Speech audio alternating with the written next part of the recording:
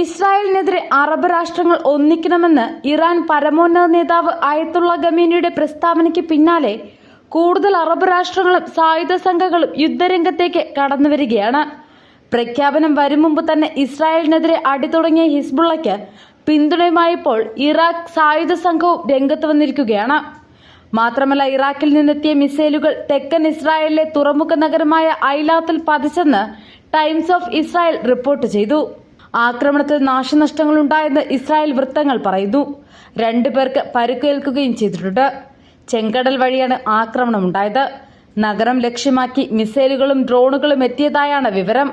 അൽ-അർഖാബ് cruise മിസൈലുകൾ ഉപയോഗിച്ചായിരുന്നു ആക്രമണം.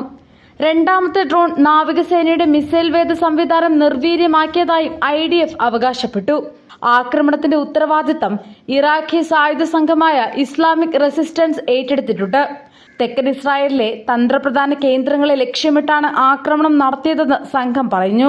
അതേസമയം ലെബനനിൽ അമേരിക്കയും സഖ്യരാജ്യങ്ങളും മുന്നോട്ട് വെച്ച വെടിനിർത്തൽ നിർദ്ദേശം തള്ളി ഇസ്രായേൽ പ്രധാനമന്ത്രി ബെഞ്ചമിൻ നെതന്യാഹു രംഗത്ത് വന്നു.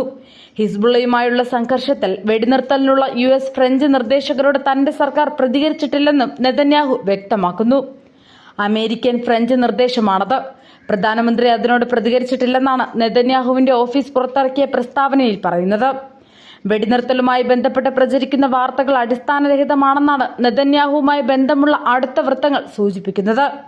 ആക്രമണം ശക്തമായി തുടരാനാണ് ഇസ്രായേൽ പ്രതിരോധ സേനയ്ക്ക് നെതന്യാഹു നിർദ്ദേശം നൽകിയിരിക്കുന്നത്.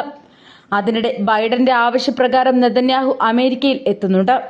ഈ കൂടിക്കാഴ്ചയ്ക്ക് ശേഷം താൽക്കാലിക വെടിനിർത്തൽ പ്രഖ്യാപനം ഉണ്ടായേക്കുമെന്ന് പ്രതീക്ഷിക്കുന്നുണ്ട്. US വെച്ച് വെടിനിർത്തൽ കൂടുതൽ ചർച്ചകൾ ഉണ്ടാവുമെന്നാണ് സൂചന.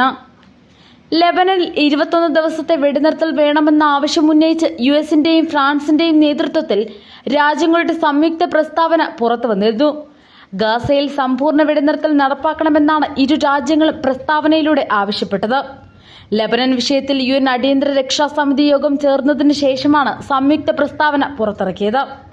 2023 ഒക്ടോബർ 8 മുതൽ ലെബനൻ ഇസ്രായേൽ അതിർത്തിയിൽ നിലനിൽക്കുന്ന സാഹചര്യം മേഖലയാകെ വ്യാപിക്കാനുള്ള സംഘർഷമാകാൻ സാധ്യതയുണ്ട്.